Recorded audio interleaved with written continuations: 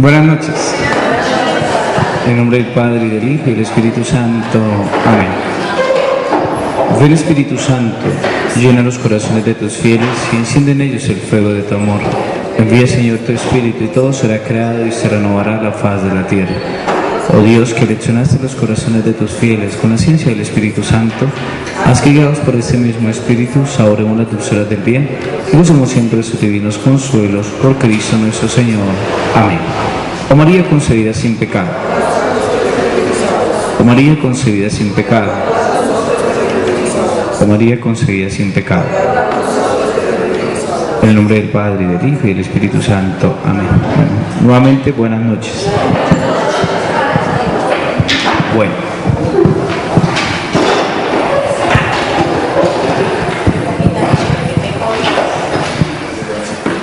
Bueno, eso como que vamos de mal en peor, ¿no?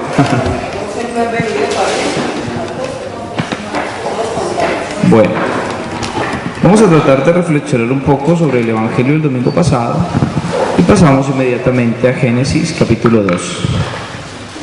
Vamos a abrir nuestras Biblias en el Evangelio de Lucas capítulo 10. Lucas capítulo 10, versículos 38 al 42. ¿Todos ven el tablero? Lo ponemos aquí derecho. Lucas 10, capítulo 10, versículos 38 al 42.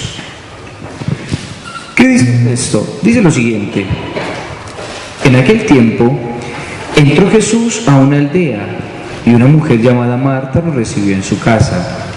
Esta tenía una hermana llamada María, que sentada a los pies del Señor escuchaba su palabra. Y Marta se multiplicaba para dar abasto con el servicio, hasta que se paró y dijo: Señor, ¿no te importa que mi hermana me haya dejado sola con el servicio? Dile que me eche una mano. Pero el Señor le contestó: Marta, Marta, andas inquieta y nerviosa con tantas cosas, solo una es necesaria. María ha escogido la parte mejor y no se la quitará. Palabra del Señor. Bueno, nosotros muchas veces, cuando llegamos a este texto, siempre en la predicación hablamos de la hospitalidad. Hospitalidad. Y está bien, ser hospitalarios, eso está bien. Pero esta segunda parte nos quiere expresar algo mucho más profundo y mucho más interesante. Para poder entender esto, nosotros tenemos que ir un poquito más atrás al Evangelio para poder entender esta relación profunda. Vayamos al capítulo 10 del Evangelio de Lucas, capítulo 10, versículos 25 al 37. Para poder entender este Evangelio, nosotros tenemos que ir a Lucas, capítulo 10, versículos 25 y siguientes. Leámoslo. Dice así: en aquel tiempo se presentó un maestro de la ley y le preguntó a Jesús para ponerlo a prueba: Maestro, ¿qué tengo que hacer para heredar la vida eterna? Esa es la pregunta. ¿Qué tengo que hacer? ¿Qué hago para heredar la vida eterna? ¿Qué es lo que tengo que hacer yo para heredar la vida eterna? ¿Qué es lo que tengo que hacer? Esta pregunta se la hizo un escriba, un maestro de la ley, un legista, se la hizo a Jesús. Jesús, que le respondió: ¿qué lees en la Escritura? ¿Sí lo recuerdan? Ese fue el Evangelio de hace 15 días. Ajá, pero es que la pregunta era esta: ¿qué he de hacer para heredar la vida eterna? ¿Qué lees en las Escrituras? Y le dice: amarás al Señor tu Dios con todo tu corazón, con toda tu mente, con toda tu alma, con todas tus fuerzas, y a tu prójimo como a ti mismo. Entonces, ¿qué es lo que tengo que hacer yo para heredar la vida eterna? tengo que hacer dos cosas. Primero, amar a Dios, pero también tengo que amar a mi hermano, es decir, al prójimo. ¿Hasta ahí vamos bien? La parábola del buen samaritano, yo lo decía el domingo pasado, nos da las herramientas necesarias para descubrir en qué consiste amar al prójimo. La parábola del buen samaritano es una explanación o es una explicación mucho más profunda de esto. ¿En qué consiste amar al hermano? ¿En qué consiste amar al prójimo? Eso es lo que nosotros podemos decir, el amor al prójimo, o la parábola del buen samaritano. Nos está explicando en qué consiste el amor al prójimo. Pero nos falta algo. Nos falta que Lucas nos dé las herramientas necesarias para descubrir qué tengo que hacer para amar a Dios. ¿Vamos entendiendo o no vamos entendiendo? O sea, se nos anunció, o sea, quedó el enunciado. Para ganar la vida eterna yo tengo que amar a Dios con todo el corazón, con toda la vida, con todas las fuerzas, con todo mi pensamiento. Y al prójimo como a ti mismo. Pues entonces, la parábola del buen samaritano nos enseña en qué consiste ese amor al prójimo. Hasta ahí vamos bien, ¿sí? Y esto de Marta y María nos va a enseñar en qué consiste el amor a Dios. Es decir, la segunda parte. ¿En qué consiste amar a Dios? Nos lo va a explicar ese texto. Este texto, Lucas 10, 38 al 42. Empecemos a explicarlo. Miren lo interesante. Llega y dice el Evangelio. Llega y dice lo siguiente. Bueno, ¿hasta ahí vamos bien o no? En aquel tiempo entró Jesús en una aldea y una mujer llamada Marta lo recibió en su casa. Nosotros podemos decir, yo amo a Dios con todo, todo lo que ustedes quieran. Pero la pregunta es, ¿en qué consiste amar a Dios? Amar a Dios consiste, primero, antes de escucharlo, yo tengo que acogerlo. ¿Listo? Por eso la primera lectura era del capítulo 18 del libro del Génesis, la teofanía de Mambré. ¿Y qué hizo Abraham? Abraham lo recibió en su tienda. Pero entonces mira lo interesante, Dios pasaba y Abraham lo recibió y al recibirlo le sirvió.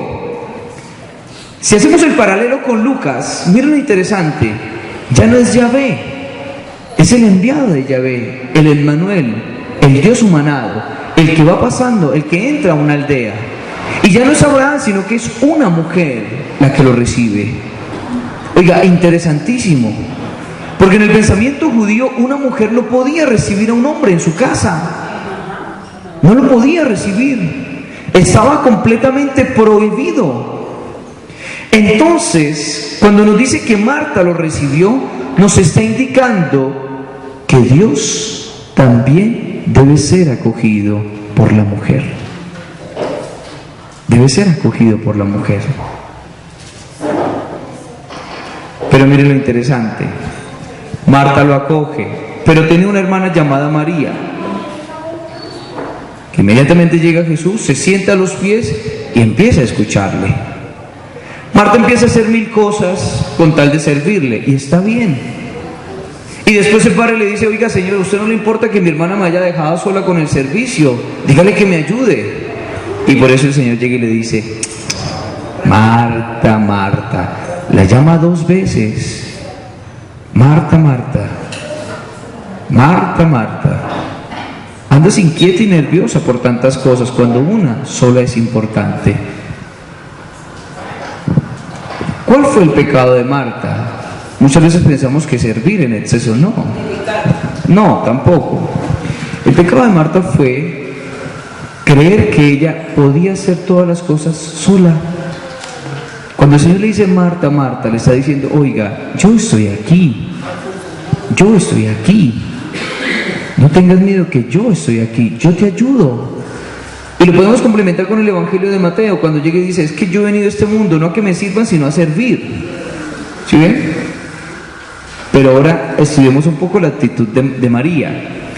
A los pies escuchaba. Miren, esos son los dos verbos fundamentales para descubrir el amor a Dios. Tengo que acogerlo y tengo que escucharlo. Escuchaba. Escuchaba. Dice así, que sentada a los pies del Señor escuchaba su palabra. No es solamente recibirlo en la casa, sino también escuchar. Y esto ya lo he dicho, esta palabra, este verbo escuchar, tiene toda una connotación muy bonita. Porque, por ejemplo, en hebreo, el verbo escuchar es shema, shema. Y la escucha no es una actitud inactiva. Ojo, nosotros pensamos, no, es que yo estoy escuchando, lo escucho. No, la persona que escucha, aquello que escucha, lo pone en práctica. Entonces, el verbo escuchar va muy ligado también al obedecer. Es decir, va muy ligado al actuar. Va muy ligado, obedecer va muy ligado al actuar. Entonces, ahora sí vamos entendiendo. Entonces, yo no puedo servir antes sin detenerme a escuchar. Primero tengo que escuchar para luego actuar. Y para que ese servicio sea fructífero, para que aquello que yo realizo sea fructífero. ¿Ahí vamos bien? Este verbo escuchar nos recuerda un texto del Antiguo Testamento. Esa es la actitud del discípulo, aquel que escucha, aquel que pone en práctica aquello que recibe del Señor. Por eso si nosotros vamos a Deuteronomio, capítulo 6, versículos 4 y siguientes, ¿qué vamos a encontrar? Mire lo que vamos a encontrar. Vamos a encontrar algo muy interesante. ¿Qué dice? Capítulo 6, versículos 4 en adelante. Moisés le dirige estas palabras al pueblo. ¿Qué dice? Escucha, Israel. Yahvé nuestro Dios es el único Yahvé. Amarás a Yahvé tu Dios con todo tu corazón, con toda tu alma, con toda tu fuerza. Queden en tu corazón estas palabras que yo te dicto hoy. Y complementémoslo con el Nuevo Testamento. Vayamos a Marcos. Evangelio de Marcos.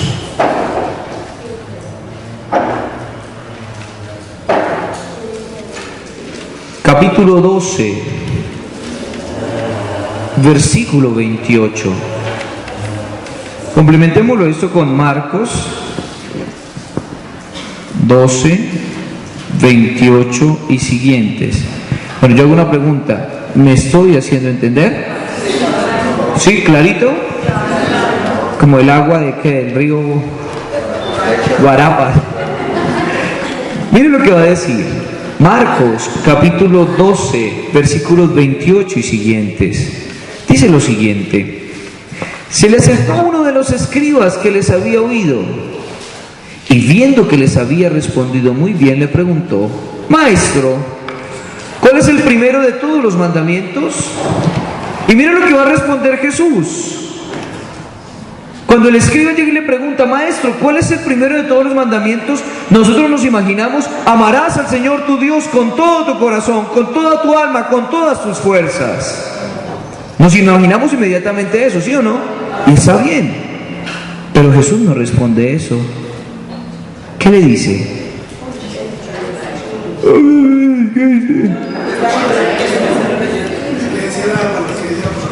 ¿Qué dice la palabra? Mire lo que dice.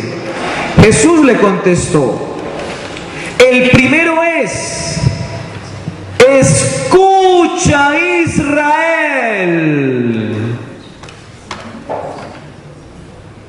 El primero es: escucha.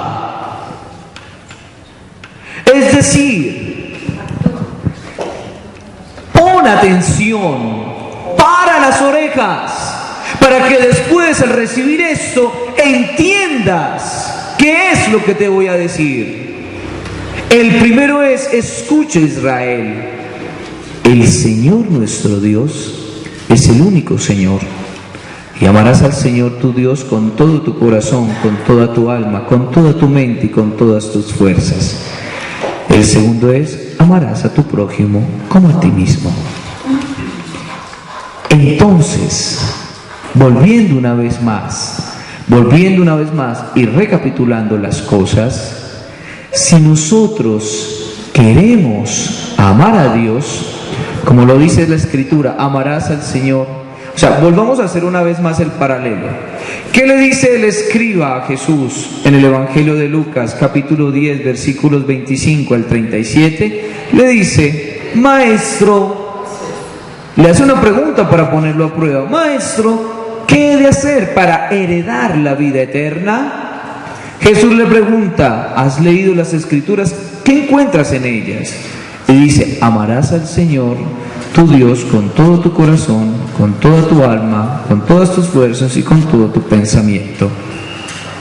Entonces, para poder amar a Dios con todo el corazón, con todo el pensamiento, con todas las fuerzas, con todo lo que tú quieras, debes acogerlo y escucharle.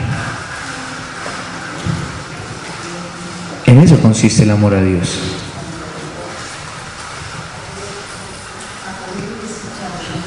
En eso consiste el amor a Dios. Entonces el Evangelio de Marta y María nos está dando las herramientas necesarias ¿para qué? Para descubrir en qué consiste el amor a Dios. ¿Claro? ¿Habían leído el texto así? Lo habíamos leído, Padre, pero resulta que los sacerdotes, un sacerdote decía que ahí en ese pasaje Marta pues estaba sentida y tal, y que María estaba en contemplación con el Señor, y no era ninguna contemplación, porque para poder llegar a la contemplación tiene que primero escuchar, obedecer, entonces una contemplación.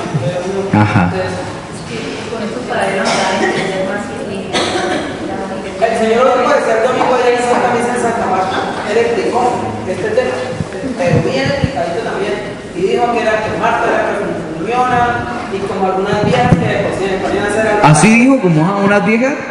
Yo como que no le creo, Nelsi, qué pena, pero es que lo mismo no va a decir vieja. Ay, no, si usted no lo conoce, no, gracias. Gracias, Nelsi, gracias. No, deje así, venga, sigamos acá, no.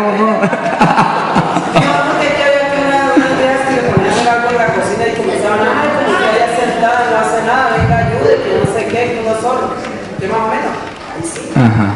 Ah, bueno, entonces, eso lo dijo Monseñor Fabio. Está chistosito. Pero bueno, listo, quedó claro, ¿no? Quedó claro. ¿Entendimos? O sea, que no se nos olvide esto. Oiga, yo vuelvo y le repito, nosotros tenemos que leer el texto en su contexto.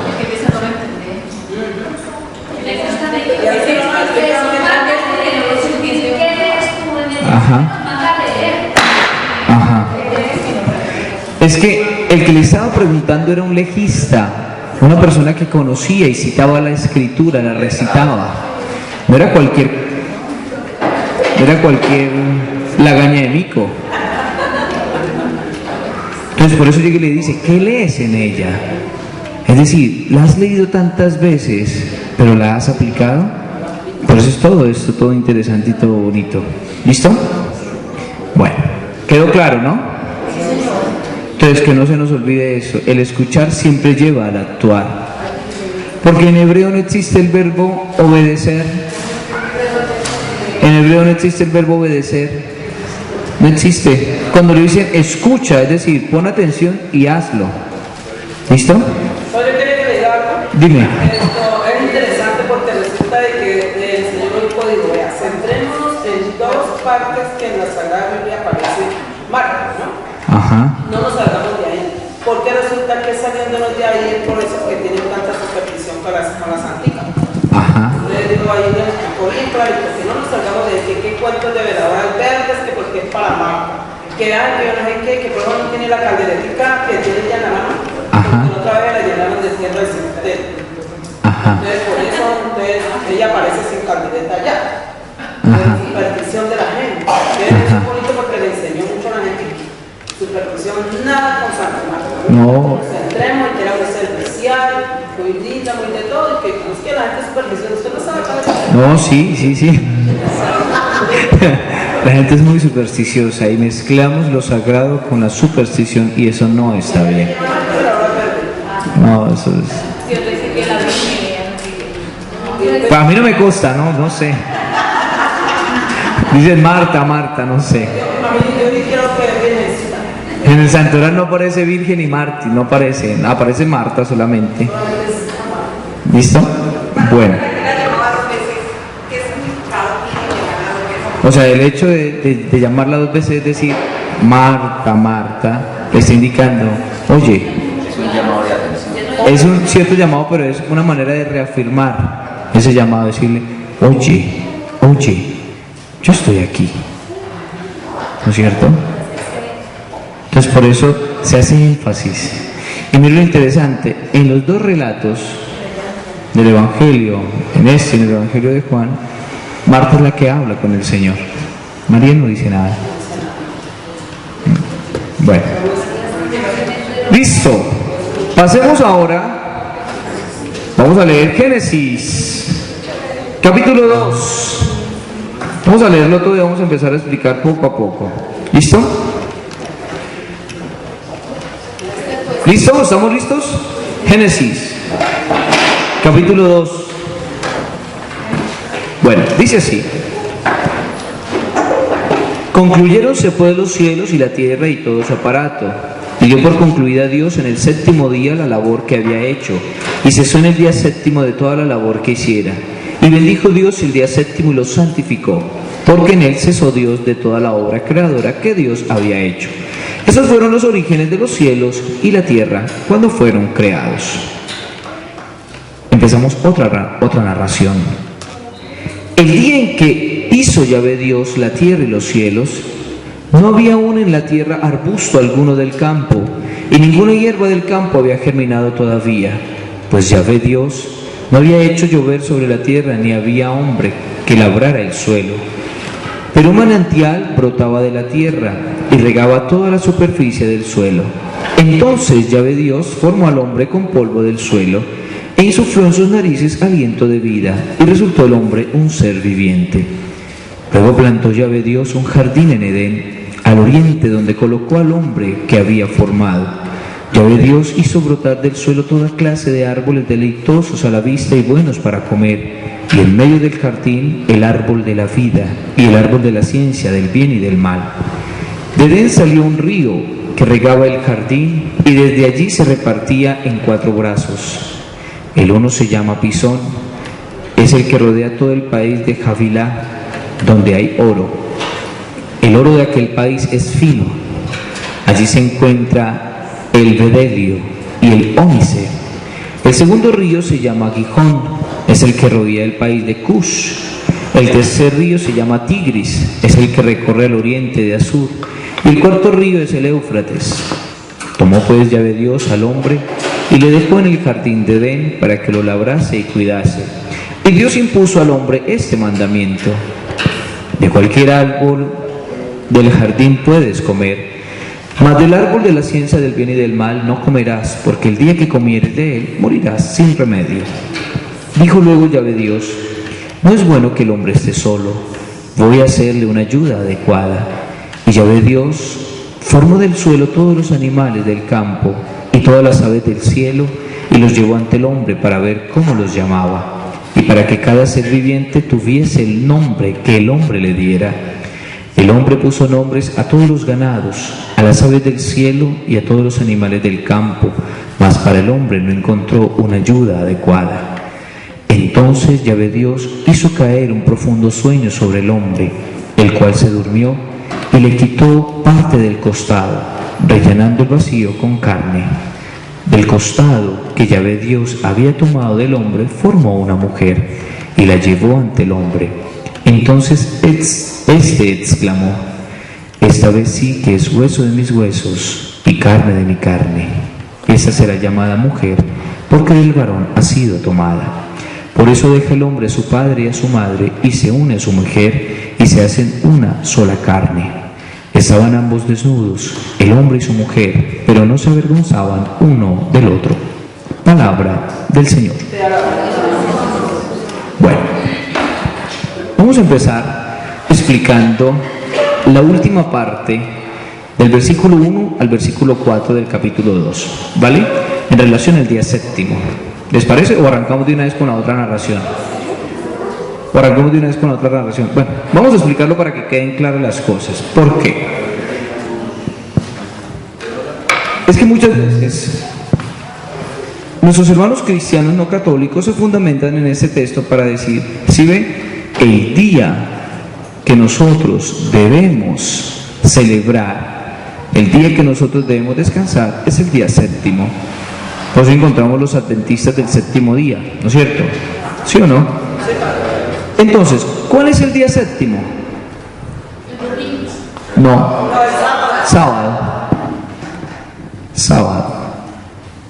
El primer día de la semana sí es el domingo, ¿listo? Que aquí hay que hacer claridad. El primer día laboral para nosotros es el lunes, pero el primer día de la semana es el domingo, ¿vale? En el Nuevo Testamento, ¿Cómo? en el Nuevo Testamento comenzó a regir ya el domingo. Vamos a empezar a hacer ese paralelo, ¿vale? Para hacer claridad. Porque entonces empieza, oiga, entonces nosotros, si la Biblia dice en Génesis que es el día séptimo, entonces ¿por qué nosotros tenemos el domingo, el primer día de la semana? Entonces vamos a aclarar esto, ¿listo?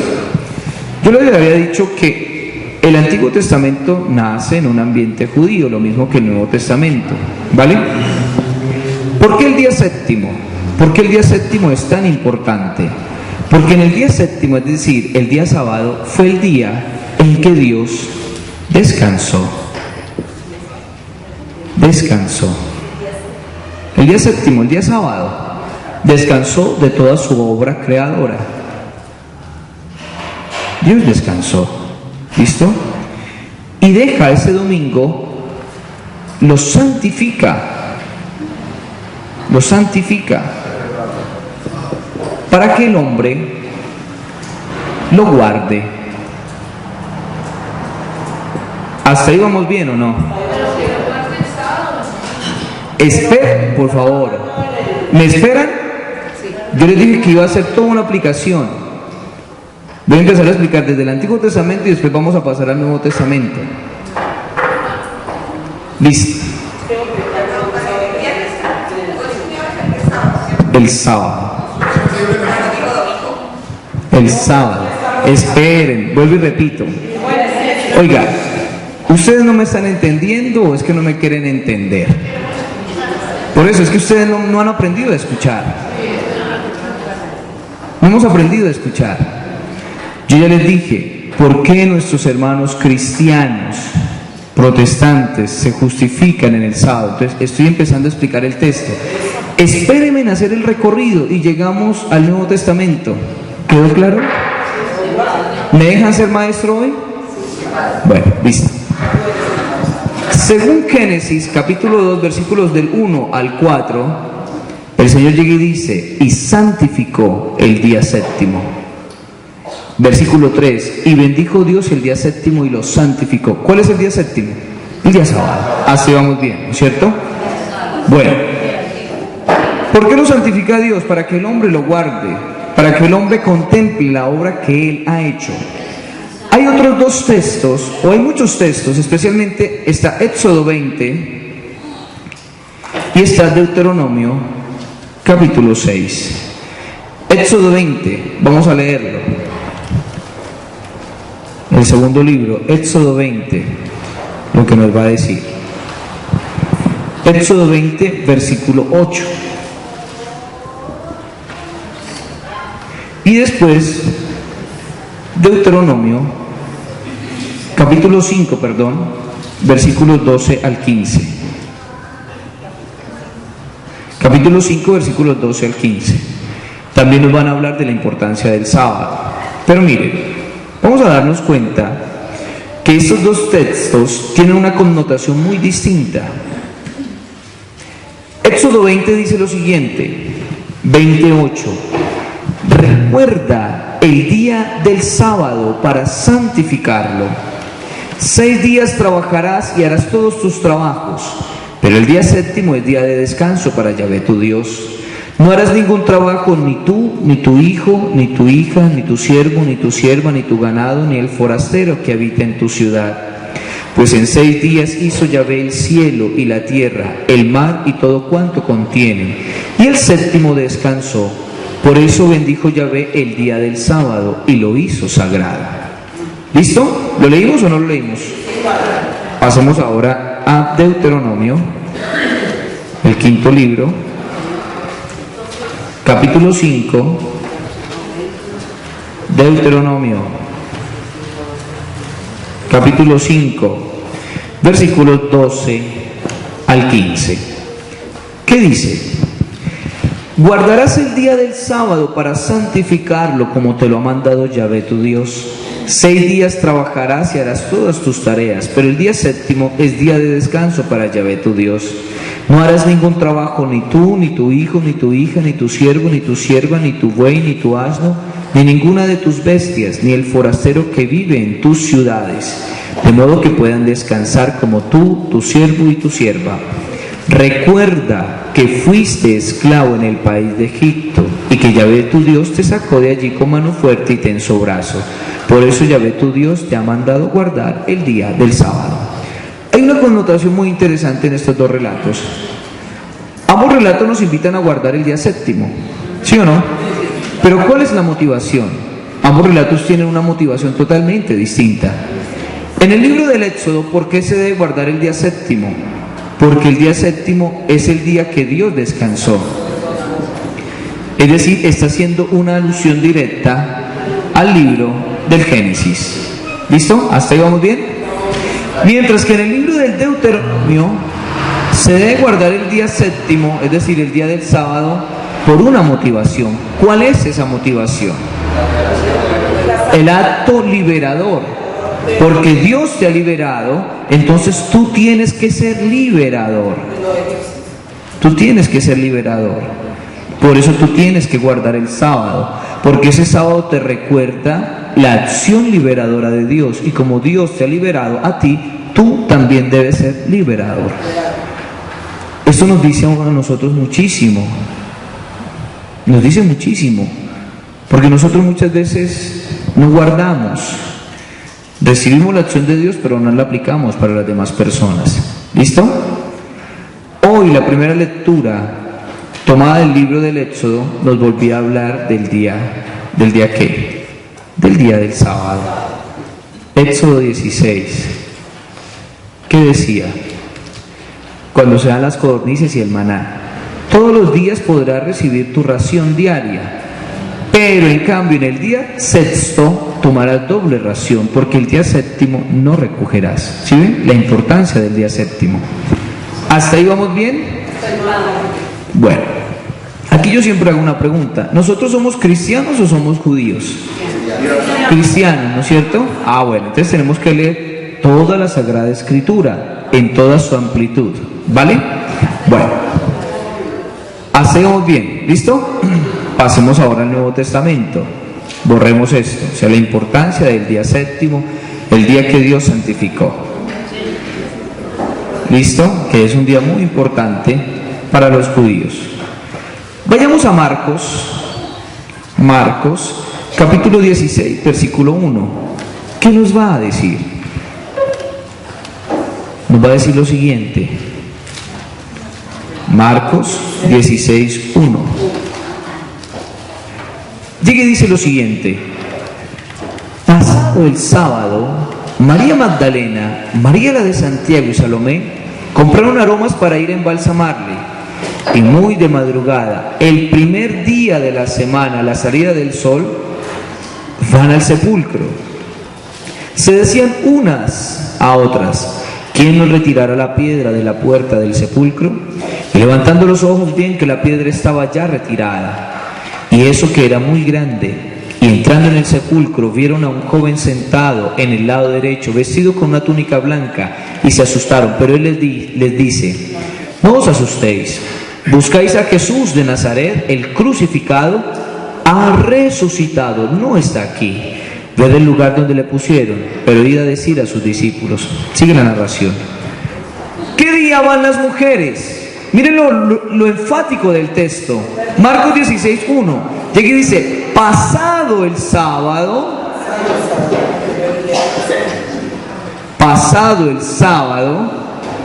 después llega y dice, vuelve y continúa. Miren el énfasis que está haciendo el autor. Pasado el sábado, María Magdalena, María la de Santiago y Salomé compraron aromas para ir a embalsamarle.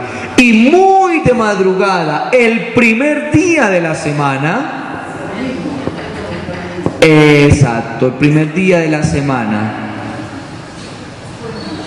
El primer día de la semana es el domingo, ¿no es cierto? Van al sepulcro, no lo encuentran.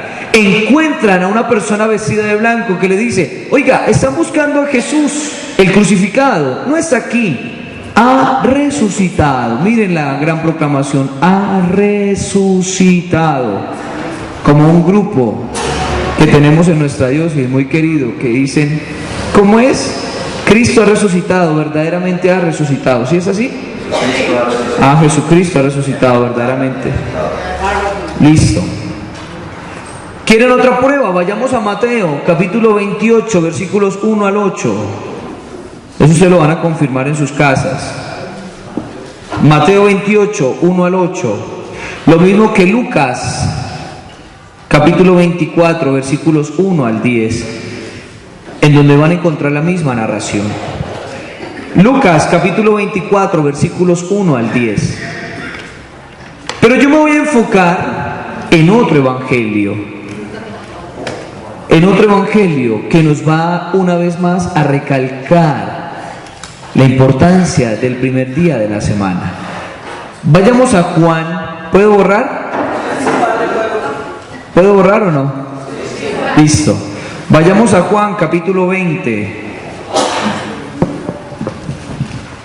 Juan capítulo 20. Versículo 1. ¿Qué dice? El Evangelio de Juan capítulo 20 versículo 1 va a decir lo siguiente: el primer día de la semana, primer día de la semana. ¿Listo? Va María Magdalena de madrugada al sepulcro cuando todavía estaba oscuro. Hace toda la narración, Después se devuelve, le dice a los discípulos, a Pedro, el discípulo que tanto amaban. Ambos salen corriendo. Pero entonces el discípulo que tanto amaba llega primero, pero no entra. Pedro entró, vio y no entendió. En cambio, el otro discípulo, el primero que había llegado al sepulcro, vio y creyó. Pues hasta entonces no habían comprendido que según la Escritura, Jesús debía resucitar. Oiga, aparece una vez más. Resucitar. ¿Listo? No nos vayamos del capítulo 20. Vayamos ahora al versículo 19 del mismo capítulo. Capítulo 20, versículo 19. ¿Qué vamos a encontrar? Al atardecer de aquel día, el primero de la semana. Domingo por la tarde. Exacto. Pero miren lo interesante, lo que nos va a decir el Evangelio según San Juan. Van las mujeres, va María Magdalena el primer día de la semana, no lo encuentra.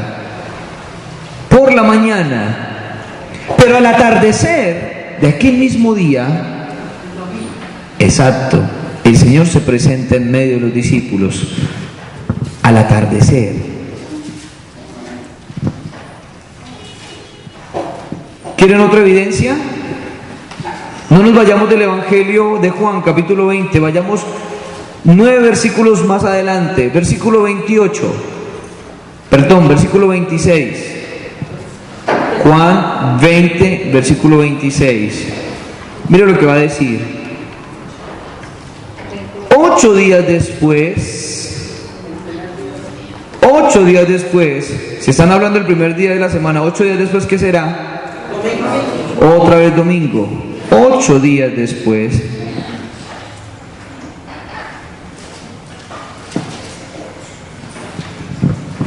¿cuántas veces en un único capítulo aparece el día domingo?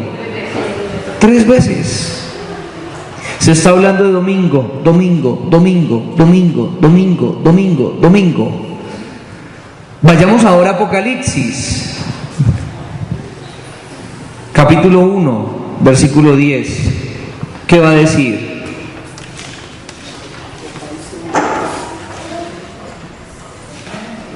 Apocalipsis 1:10. Va a decir el vidente, Juan: caí en éxtasis el día del Señor. Oiga, miren la comunidad cristiana como ya no lo llama primer día de la semana, sino que ya lo llama día del Señor. Y ese día del Señor es el primer día, es decir, el domingo.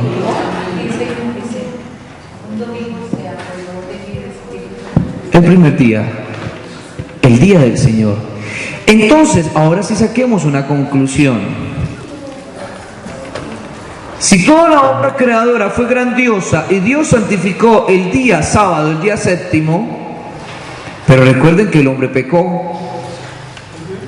Estamos en el capítulo 2, después viene el capítulo 3, el capítulo 4, donde empieza a proliferarse el pecado, la maldad. ¿Qué hubiéramos sacado con tener una creación hermosísima para contemplarla, pero el hombre condenado? ¿Para qué? En cambio, el primer día de la semana, el domingo, se conmemora la resurrección del Señor, en donde todas las cosas son recapituladas en Él. Por eso nosotros no somos judíos, nosotros somos cristianos. Por ende, en el Antiguo Testamento se nos habla de la importancia del día séptimo. Muy bien, me parece maravilloso, extraordinario. Pero nosotros conmemoramos la resurrección del Señor. Y Jesús es el Dios encarnado, aquel Dios que nos ha redimido a nosotros. Por eso nosotros los cristianos no guardamos el sábado, sino que guardamos el domingo. Es aquí en donde yo llego muchas veces y les pregunto: ¿ustedes son cristianos o son judíos? Porque si son judíos, listo, no hay ningún problema. Los judíos no creen en Cristo. Pero usted diciéndome que es cristiano, que cree en Cristo y anclado el séptimo día, o sea, ¿en qué estamos, hermano? Como el mismo libro del Génesis, después el libro del Levítico, llega y dice que no tomará sangre de ningún animal. Y eso está bien. Por eso hay algunos que no comen morcillas de sangre, nada de eso. Pero vayamos al Nuevo Testamento. ¿Qué nos dice Juan capítulo 6? El que no come mi carne y no bebe mi sangre no tiene vida eterna. Si nosotros nos alimentamos del cuerpo y de la sangre del Señor, es la sangre de Jesús que nos da vida eterna. ¿Por qué no nos vamos a poder tomar la sangre de un animalito? ¿Sí ven? O sea, tenemos que leer la Escritura en todo su contexto, la contextualidad de la Sagrada Escritura. Porque si nos vamos a quedar ahí con un pedacito, pues entonces empezamos a decir bestialidades. ¿Quedó claro ahorita? Sí. Tú tenías una pregunta. Padre, no entiendo un pedacito en el Evangelio, dice que no se hizo el hombre para el día, sino el día para el hombre. No se hizo el sábado. El sábado, se habla del día sábado. Sí. Sí, ahí se habla. ¿Por qué? Porque miren, o sea, ellos tenían tan arraigados, los fariseos, los que empezaban a explicarle al pueblo la Escritura, empezaban a decir: no, lo que pasa es que el Señor dejó, miren lo que dijo el Señor en Génesis, o sea, dejó el domingo para santificarlo, punto. La interpretación de los fariseos, ¿cuál era? Que entonces el domingo no se podía caminar mucho, que en el domingo no se debía trabajar. Entonces a ellos les aterra cuando miran la actitud de Jesús, porque en el Evangelio de Marcos y de Mateo Jesús va por un sembrado. Los discípulos tienen hambre y empezaron a arrancar espigas y empezaron a comer. Entonces ellos empiezan a criticar: oiga, están trabajando en sábado, ¿por qué no guardas el sábado? Y es donde el Señor Jesús le pone 2 ejemplos. Es que ustedes no recuerdan, ustedes dicen que son legistas, que leen la Escritura, pero se hacen como los... ¿No recuerdan el caso de David? Que se comió el pan de la consagración que solamente le era permitido a los sacerdotes. ¿Y acaso no recuerdan también que los sacerdotes pueden infringir el sábado sin incurrir en pecado?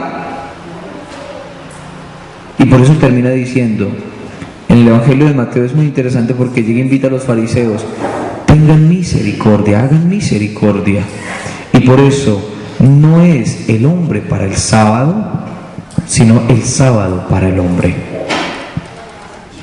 ¿Sí ven? El hombre es lo más importante.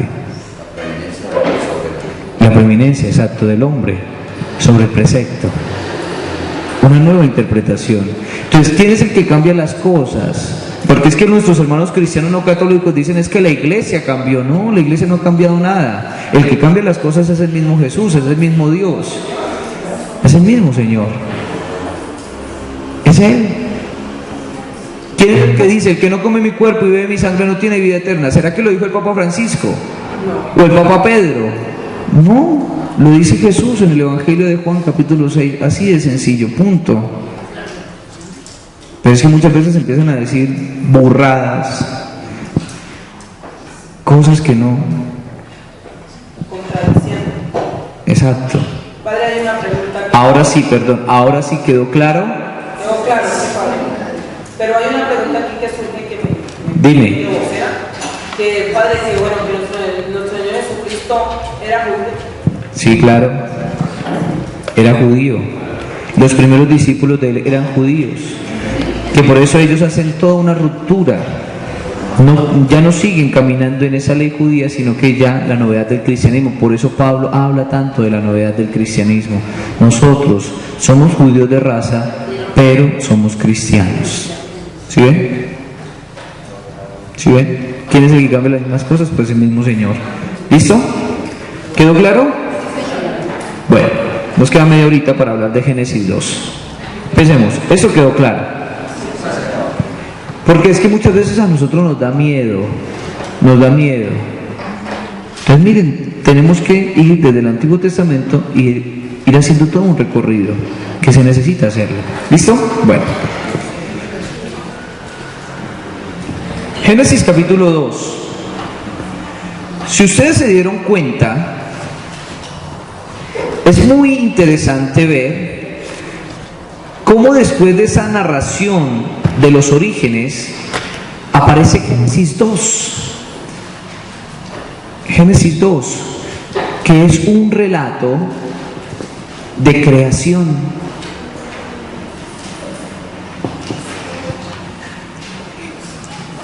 Es un relato de creación. Pero entonces uno llega y se pregunta, oiga, Génesis 1 nos habla de la creación y Génesis 2 también vuelve y nos habla de creación. Pero hay un tema específico. En el capítulo 1 se nos habla de la creación de todo, ta. En el capítulo 2 se empieza a hacer un énfasis más específico en ¿quién? En el hombre. Entonces nos vamos a dar cuenta que el capítulo 2 nos da unas claras indicaciones antropológicas, es decir, del hombre. Antropológicas, unas claras indicaciones antropológicas que nos ayuda a descubrir quién es el hombre, qué es la humanidad. Y también nos va a ayudar a descubrir, si descubrimos quién es el hombre, qué es la humanidad, también vamos a aprender a descubrir qué significa la relación de pareja. Esa relación de pareja, esa relación del hombre y la mujer, para luego darse cuenta de que hombre y mujer se relacionan con Dios. ¿Listo? Bueno, hay una cosa, ¿puedo borrar? El texto nos dice algo. El texto de Génesis 2 nos presenta al Señor como alfarero, nos presenta a Dios como un alfarero, aquel que moldea la tierra, el barro. ¿Listo?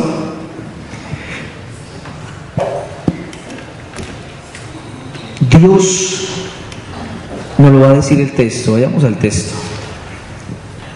Interesante, y dice: el día en que hizo Yahvé Dios la tierra y los cielos, no había aún en la tierra arbusto alguno del campo, y ninguna hierba del campo había germinado todavía, pues Yahvé Dios no había hecho llover sobre la tierra, ni había hombre que labrara el suelo. Miren lo interesante, Dios no había hecho todavía al hombre, por eso la tierra no había sido labrada. Y por eso inmediatamente el versículo 7 nos va a decir: entonces Yahvé Dios formó al hombre con polvo del suelo, e insufló en sus narices aliento de vida, y resultó el hombre un ser viviente. Es decir, nos va a decir que la tierra no estaba labrada. Inmediatamente nos habla de la creación del hombre hecha del polvo de la tierra. ¿Sí ven? O sea, nos está dando todo ese objetivo. ¿Para qué? Para que el hombre, ser de polvo, pueda labrar, pueda dominar, para que el hombre pueda cultivar esa tierra. Pero el hombre no va a cultivar porque tiene las grandes cualidades, sino porque Dios le entrega ese mandato.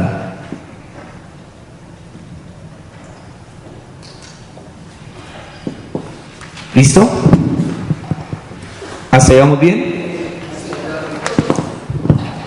Entonces vamos a enfocarnos en esto. Primer elemento: el hombre es ser de polvo.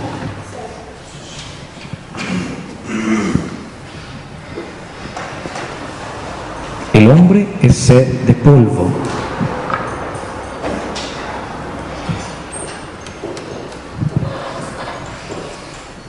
El hombre es un ser de polvo. Mire lo que nos va a decir. Inmediatamente el texto nos va a decir: luego plantó Yahvé Dios un jardín en Edén, al oriente, donde colocó al hombre que había formado. Oiga, el hombre es un ser de polvo, es un ser de tierra, es un ser frágil. Pero mire qué es lo que va a hacer el Señor. El Señor tiene un Edén, un jardín precioso. Y en ese jardín Dios pone al hombre, lo pone ahí. Con eso nos está diciendo que ese jardín es para el hombre. Ese jardín es para el hombre. Los animales que están en ese jardín también son para el hombre. Es decir, el mundo es para el hombre. Es Señor del universo, es Señor de la creación, pero es un ser de polvo.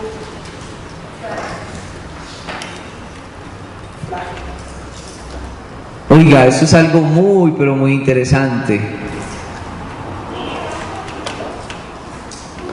Si ustedes siguen leyendo el texto, se van a dar cuenta que en ese lugar, en el jardín, había oro, habían grandes riquezas, y ahí Dios pone al hombre. Es decir, con estas imágenes se nos está hablando del señorío que Dios le da al hombre. El señorío.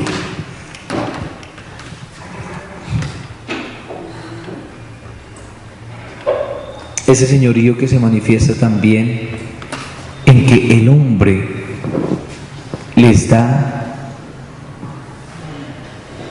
¿a quiénes? A los animales. Es decir, ejerce el dominio sobre los animales. Pero es un ser de polvo. Es un ser de polvo. Algo muy interesante. Aquí descubrimos que es Dios el que le da ese poder al hombre.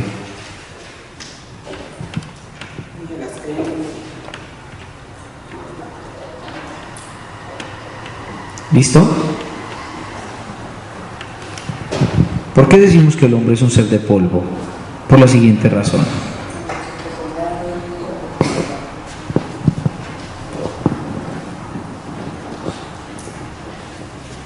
El hombre es polvo. ¿Por qué? Porque es Adán.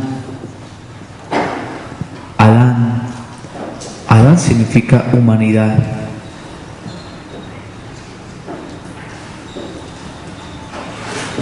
Humanidad, hombre.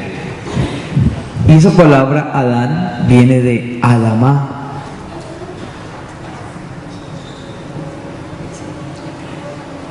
Que significa tierra,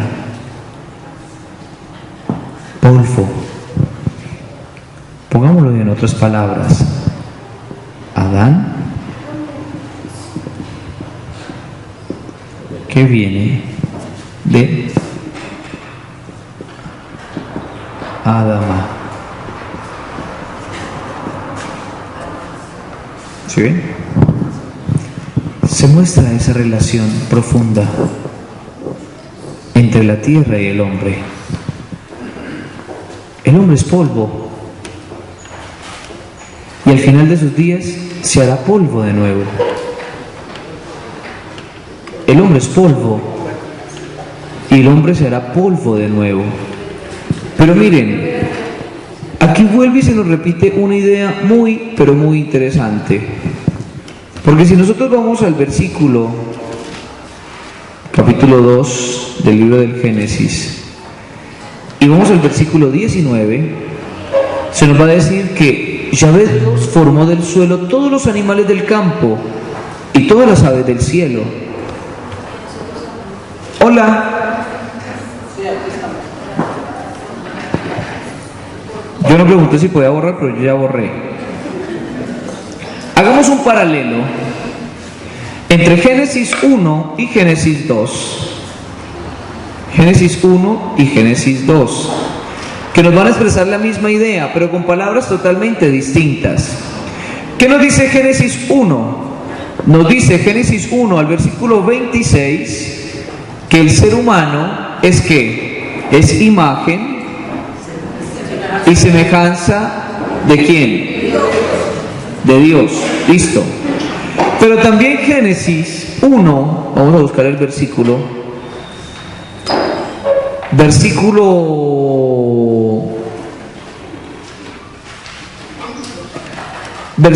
31, al final nos va a decir: amaneció y atardeció, día sexto. Versículo 31 nos dice que este hombre, imagen y semejanza de Dios, comparte el mismo día de la creación ¿de quiénes? De los animales. Por eso hace 8 días llegábamos y decíamos que el hombre tiene esa dimensión divina, pero también esa dimensión animal. ¿Y cuál es el reto del hombre? Tener en sí esas dos condiciones. ¿Por qué? Porque ha sido creado a imagen de Dios, pero ha sido creado el mismo día de los animales. No se puede desfasar. Porque si solamente decimos que nosotros somos animales, entonces olvidamos esa huella de Dios. Y si decimos que somos seres divinos solamente, aniquilamos y dejamos a un lado a Dios. ¿Listo? El hombre tiene que tener en sí estas dos dimensiones. Es animal. Y además lo comprobamos hace 8 días. ¿Por qué? Porque el hombre también come el mismo alimento que los animales. Génesis 1, versículo 28, versículo 29. Dijo Dios: ved que os he dado toda hierba de semilla que existe sobre la haz de toda la tierra, así como todo árbol que lleva fruto de semilla para vosotros será alimento, y a todo animal terrestre, y a toda ave de los cielos, y a toda sierpe de sobre la tierra, animada de vida, toda la hierba verde les doy de alimento. ¿Listo? ¿Hasta ahí vamos bien? Miren lo que nos va a decir Génesis 2, nos va a decir la misma cosa, pero con otras palabras. Porque Génesis 2, versículo 7 nos va a decir esto: el hombre es creado por Yahvé Dios, pero con polvo del suelo. O sea, el hombre es polvo, pero hay una diferencia. que Dios insufló en sus narices aliento de vida. Nos está hablando en cierta manera de esa imagen, semejanza. Génesis 1:26. ¿Listo? Pero si nosotros vamos al versículo 19, nos va a decir que Dios también formó a todos los animales con el polvo.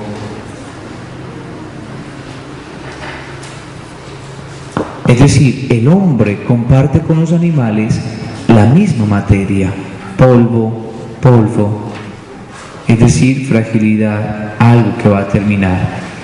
Pero la diferencia es que el único ser sobre el cual Dios insufló su aliento fue sobre el hombre. ¿Sí ven? Es la misma idea, es la misma cosa. El hombre es imagen semejante de Dios, pero también es un ser animal. Me lo vuelve y nos repite, Génesis capítulo 2, versículo 7. Oiga, una pregunta. ¿Por qué nos repite, nos vuelve a repetir esto?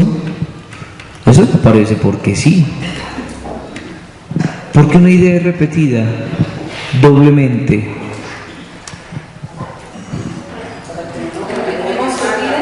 Ajá, para que no olvidemos que... Es decir, vuelve y se nos repite esto para darnos cuenta que nosotros somos criaturas. Y al ser criaturas somos seres limitados. En otras palabras, nosotros no somos ¿qué? Dios. Nosotros no somos Dios.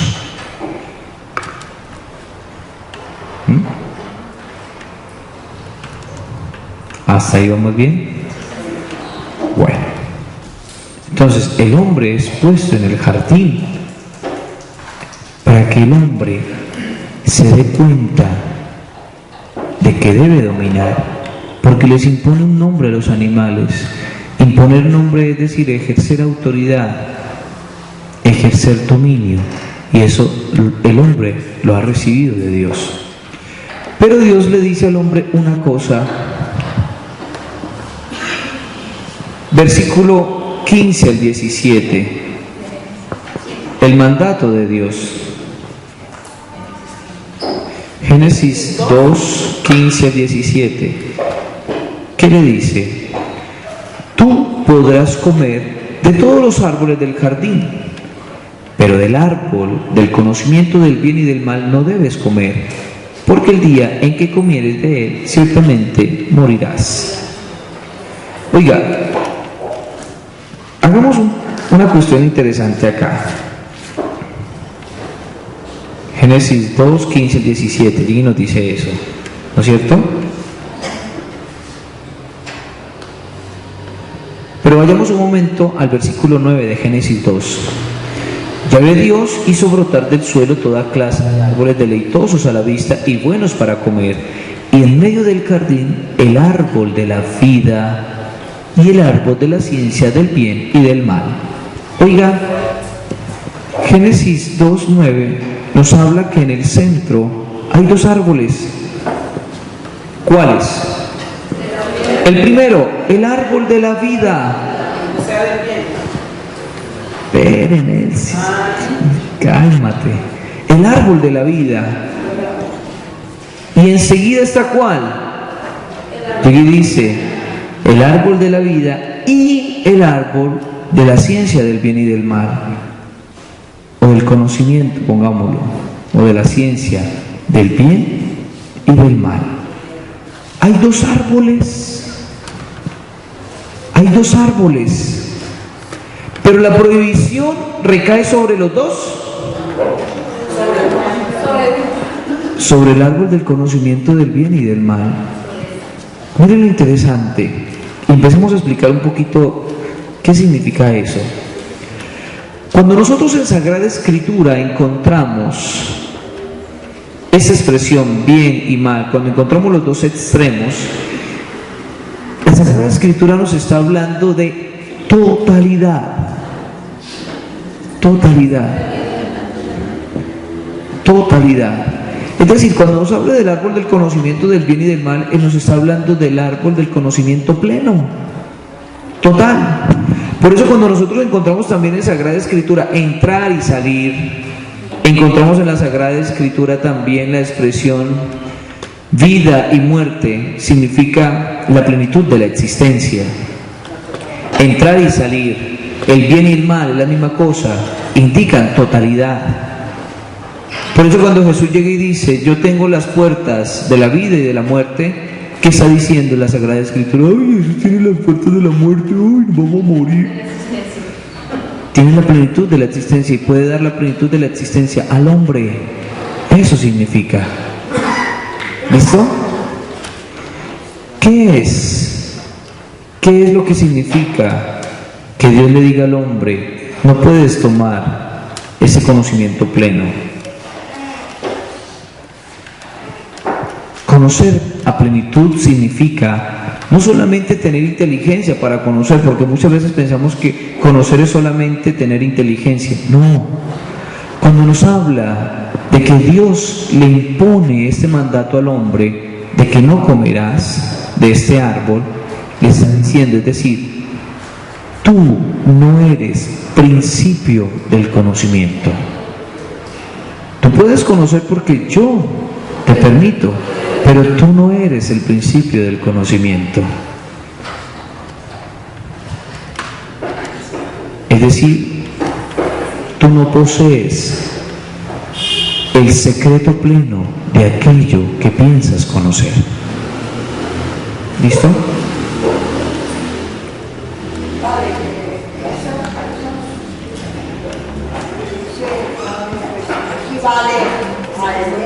Dios quería decir con eso que no obedeciera a él, que no obedeciera. Ajá. Por eso dice, les conviene, para que si me obedezcas, toda la humanidad tiene que obedecer lo que yo he mandado.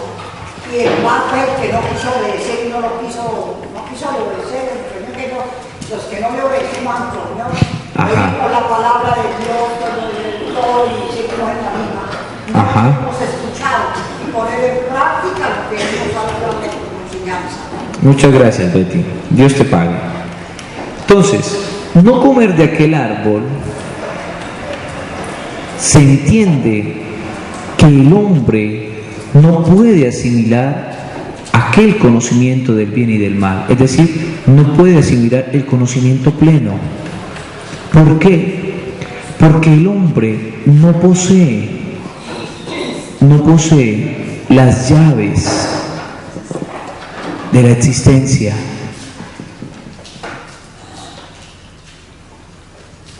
Es decir, con ese mandato, ¿qué es lo que le está dando Dios al hombre? Hombre, tú eres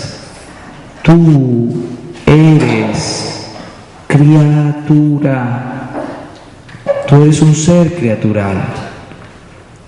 Y al decir que tú eres criatura, le está diciendo Dios al hombre, tú dependes de mí. Pero no es una dependencia absolutista, como muchas veces se piensa. Tú dependes de mí, es decir, ¿qué es lo que quiere Dios? Que el hombre tenga una relación de tú a tú con Él, se pueda relacionar, pueda entrar en comunión con Él. Entonces, una vez más, ese mandato nos recuerda que el hombre es tierra, y si el hombre acoge su propia verdad, puede entrar en relación con Él. ¿Listo? Que sea fiel, que lo respete, Señor. Ajá. Y entonces, si el hombre es criatura y aprende a entender esto, miren lo que va a decir. Si el hombre es criatura y aprende a entender qué es una criatura y aprende a relacionarse con Dios, pues entonces es algo muy sencillo. Si el hombre aprende esta realidad, el hombre aprenderá también a relacionarse con su pareja. ¿Sí ven cómo van de relacionados los términos?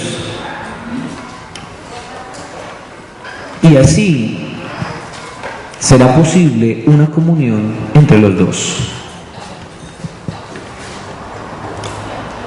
¿Listo? Los hogares que se llevan bien en la vida, que son hogares ejemplares, hogares donde no pelean, No hay neurona. Ajá. Y miren lo interesante. Miren lo interesante. Dios le impone al hombre ese mandato: no comerás del árbol del conocimiento del bien y del mal. Pero del árbol de la vida no dice absolutamente nada. ¿Por qué? ¿Por qué? ¿Por qué no le impide al hombre comer del árbol del conocimiento, del árbol de la vida? Por una cuestión muy sencilla.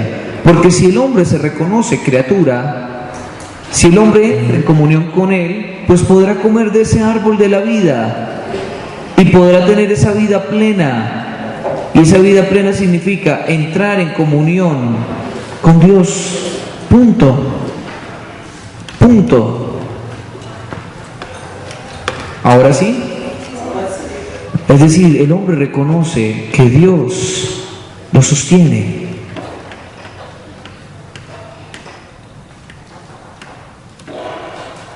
Ahora sí. Sí, como nosotros pasamos muchas veces por encima del texto. O sea, que el árbol de la vida es Jesucristo. Eso después lo vamos a encontrar. Esa es una de las conclusiones que vamos a sacar. Hasta encontrar a Jesucristo, entonces ya podemos encontrar a Jesucristo. Ese es un recorrido que vamos a hacer dentro de 8 días, finalizando. Muy bien. Pero miren lo interesante. Las cosas siguen. Se nos sigue hablando de alteridad. Hay gente que actúa como si Dios no existiera. Sí. Les creen que las saben todas. Entre esas personas uno cree y dice, bueno, es que yo no creo en Dios, pero Dios sí cree en ti, punto. Dentro de la vida de uno es Dios. Punto. Dios en la vida. ¿Qué más le puede decir uno si no quiere creer? Es que yo no creo en Dios, pero Dios sí cree en ti, punto.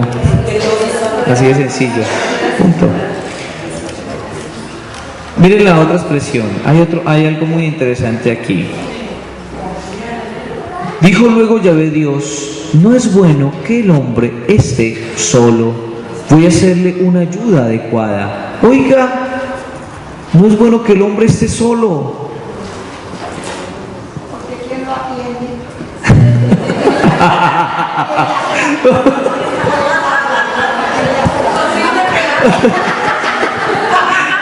Ay, perdí, usted siempre roba el show, ¿no? Usted es bien showcera. Acuérdate que el que roba el show aquí soy yo, usted no.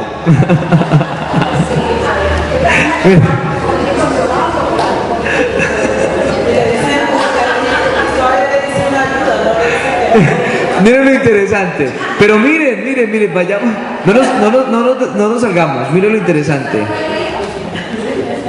Dios dice, Dios es el que se da cuenta, Dios es el que tiene la iniciativa. Y llega y dice, no está bien que el hombre esté solo. Es decir, la iniciativa ¿de quién parte? La iniciativa parte de Dios. Exacto. No está bien que el hombre esté solo. Y uno se imagina aquí cuando llega y dice no está bien que el hombre esté solo, que de una vez le va a hacer a Eva, a la mujer. Y mire lo que dice: y Yahvé Dios formó del suelo todos los animales del campo y todas las aves del cielo, y los llevó ante el hombre para ver cómo los llamaba, y para que cada ser viviente tuviese el nombre que el hombre le diera. Hola, ¿no está bien que el hombre esté solo? ¿Y Dios qué le hace? Le crea los animales. Le crea los animales. Ya no está solo. Tiene animales. Y esos animales sobre los cuales Él ejerce un dominio, porque Él les impone el nombre. Miren otra vez cómo el Señor le permite al hombre ser Señor. Le da dominio, le da señorío. Los animales les impone nombres. Si nosotros vamos a Génesis capítulo 1, nos vamos a dar cuenta que Dios creó los animales según su especie. Según su especie. ¿Sí o no? Todos los animales según su especie. Y otro elemento, las hierbas, los árboles también según su especie. Es decir, En el reino animal y en el reino vegetal hay especies, es decir, hay multiplicidad. Exacto, hay multiplicidad. Porque por lo menos una vaca es un animal y un gallo es un animal también. Pero los dos no se relacionan, ¿o sí? ¿Ustedes se imaginan el pobre gallo encima de la vaca? Sí, le canta. Pero entonces, miren cómo es de enfática la palabra, según su especie. No está bien que el hombre esté solo. Versículo 20, el hombre puso nombres a todos los ganados, a las aves del cielo y a todos los animales del campo. Mas para el hombre no encontró una ayuda adecuada. Es decir, los animales, según su especie, según la multiplicidad, no sacaron al hombre de su soledad. El hombre se siguió sintiendo solo. El hombre se siguió sintiendo solo. Había mucha multiplicidad de cosas, pero el hombre seguía solo, se sintió solo. Y vuelve el Señor una vez más. Entonces Yahvé Dios hizo caer un profundo sueño sobre el hombre, el cual se durmió y le quitó parte del costado, rellenando el vacío con carne. Vamos a quedar solamente hasta ahí. Oiga, atención, porque es que muchas veces leemos costilla. Es costado. Costado que significa igualdad. Es decir, la mujer es igual al ser humano. ¿Listo? Sí, es que la mayoría de las traducciones dicen costilla. ¿Sí? Pero es costado que significa igualdad. ¿Listo? ¿Señora? Es que el texto está hablando iguales en dignidad. No vamos a hablar en fuerza, sino iguales en dignidad. Es decir, ¿por qué el texto nos habla igualdad en dignidad? Porque si somos iguales en dignidad, la relación va a ser ¿de qué? Va a ser una relación de iguales. Entonces va a existir una verdadera relación. ¿Listo? Y termino con esta idea. Miren lo interesante del texto. En los animales y en las hierbas hay multiplicidad. ¿Listo? En cambio en el hombre hay unicidad. Hay unicidad. En los animales hay multiplicidad. ¿Por qué? Están los felinos, están los animales acuáticos, están los pollinos, los reptiles. Todos esos son animales, pero son según su especie. En cambio en el hombre, ¿será que hay varias especies? No, uno solo. Lo que sí hay es distintas razas, pero es unicidad. Miren lo interesante, vuelve y se nos repite de manera implícita que Dios es uno. Así como el hombre es unicidad, Dios es uno. Y así como el hombre entra en relación, Dios también entra en relación. ¿Listo? ¿Quedamos claros? Bueno, pues entonces... Muchas gracias, Padre. Sí, a las 9 en punto terminé. Entonces, dentro de 8 días, con la ayuda de Dios, si algo extraordinario no sucede, estaremos una vez más. ¿Vale? Bueno, nos vamos a poner de pies.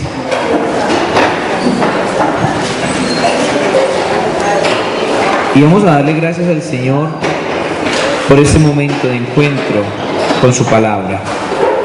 En nombre del Padre, del Hijo y del Espíritu Santo. Amén.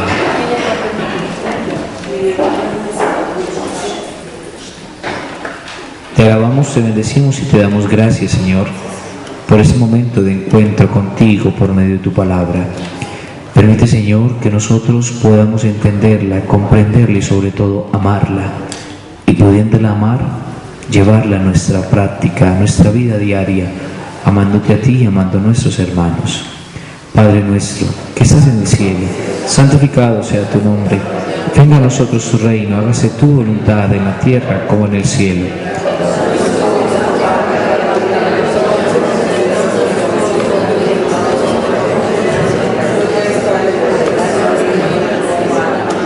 Dios te salve María, llena eres de gracia, el Señor es contigo.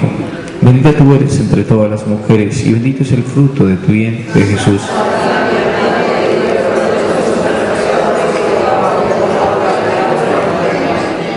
Gloria al Padre, al Hijo y al Espíritu Santo. El Señor esté con ustedes. La bendición de Dios Todopoderoso, Padre, Hijo y Espíritu Santo, descienda sobre ustedes y los acompañe siempre. Bueno, para dentro de 8 días, capítulo 3.